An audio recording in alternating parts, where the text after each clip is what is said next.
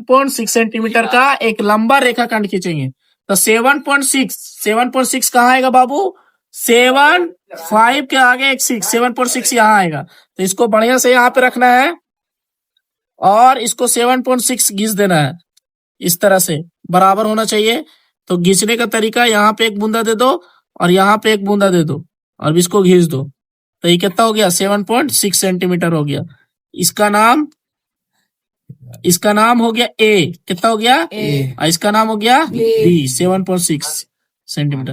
अब कह रहा है कि इसे 5:8 में बांटिए। 5:8 कहने का मतलब इसको जोड़ देना है। तो 5 और 8 कितना होता है?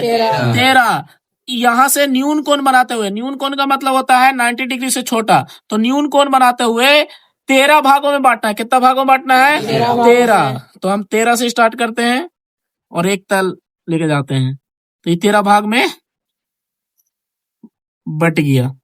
ठीक है। अब देखो, एक माने कि 5 सेंटीमीटर पे एक भाग मानेंगे। तो ये एक हो गया, ये हो गया 2, 3, कल 5, 6, दिमाग मत खराब कर, बता 7, 8, 9, 10, 11, 12 हुआ रे।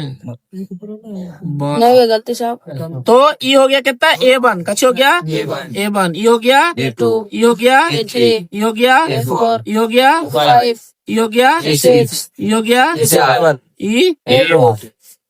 E 9। 10। 11।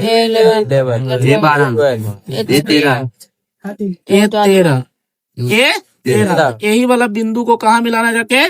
बी से। किससे मिलाना है? बी से। कोई बाहर निकला तो उसको कोई दिक्कत नहीं है, उसको बाद में मिटा दिया जाएगा। इसका मिटा, यह हो गया। अब यहाँ तक तो हम काम सिंपल था बाबू। अब अगला जो स्टेप होगा, जब चाप हम लेंगे तो 12 से बड़ा, ई वाला से थोड़ा बड़ा चाप लेंगे। ई वाला से बड़ा चाप लेंगे। तो यहाँ पे ऐसे रखेंगे, यानी 12 से थोड़ा बड़ा चाप लेंगे, यानी कि यहाँ से ऐसे काट दिए। ठीक है, यही इंपॉर्टेंट है। अब इसी को 5:8 बोल रहा है ने, तो 5 पे लेके जाना, 5 पे लेके जाके फिर इसी तरह से इसको काट देंगे। अब हम क्या करेंगे? इसको नापेंगे। कैसे करेंगे? नापेंगे। तो नापेंगे तो देखो इतना आया, ऐसे नाप लिए। अब इसी साइज को जाके यहाँ पे रख करके काट देंगे। ये जो कटान बिंदु है इसको A5 से मिलाएंगे। किससे मिलाएंगे? A5 से। लगता है थोड़ा बेहतर बनेगा। A5 से मिलाएंगे। किससे मिलाएंगे? A5 से।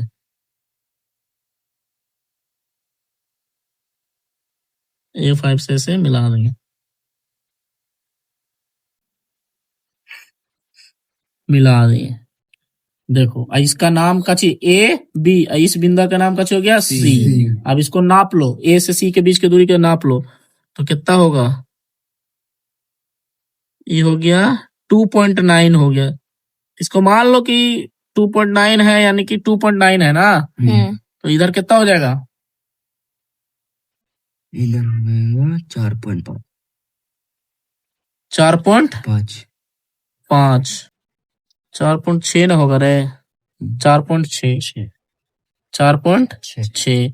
तो अब हम लास्ट में रचना का चरण लिखेंगे। रचना के चरण में बाबू लिखाता है जो तुम काम किया 5-6 पॉइंट लिख देना। जैसे कि एक रेखाखंड ए बी खींचा, वहां से ए से न्यून कोण बनाते हुए A13 भागों में बांटा, फिर A13 को बी से मिलाया, फिर मिलाने के बाद एक चाप लिया A13 पे, उसको काटा, फिर वही चाप को A5 से जाके काटा, फिर काटने के बाद फिर इसको सी से मिला दिया, माफ किया तो AC कितना मिला? 2.9 और BC कितना मिला? 4.6। जोड़ेंगे तो कितना होता है? 9 से 15 का 5। ज्यादा हो जाता है रे। 7.5। लेकिन 7 होगा भैया।